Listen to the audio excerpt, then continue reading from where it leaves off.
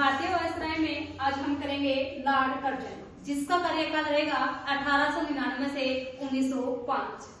1899 में भारतीय टंकन और पत्थर मुद्रा अधिनियम पारित हुआ कर्जन के समय, और इसी अधिनियम के तहत अंग्रेजी स्वर्ण मुद्रा को भारत की कानूनी मुद्रा घोषित की गई। 1901 में सर कॉलिन स्टोक मार्निक की अध्यक्षता में सिंचाई आयोग की स्थापना कर्जन के द्वारा की गई।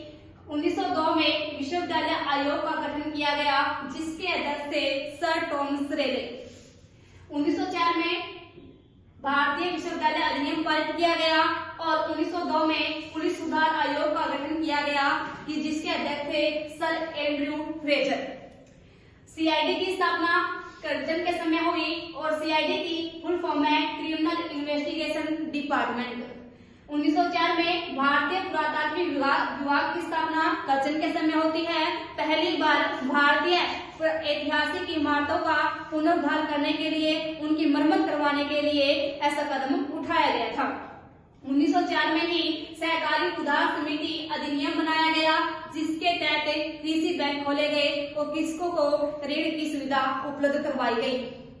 सार्वजनिक रेलवे लाइन का विस्तार कर्जन के समय हुआ और 1905 में रेलवे बोर्ड की स्थापना कर्जन के द्वारा की गई। 1905 में बंगाल का विभाजन कर्जन के द्वारा किया गया।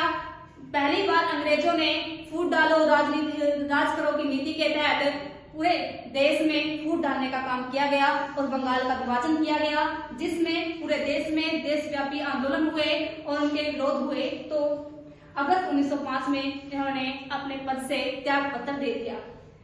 गोपाल कृष्ण गोखले ने कर्जन की तुलना औरंगजेब से की और भारत में सबसे अधिक समय तक वायसराय रहने वाले कर्जन थे, जिनका कार्यकाल भारत में वायसराय के तौर पर 7 वर्ष का था।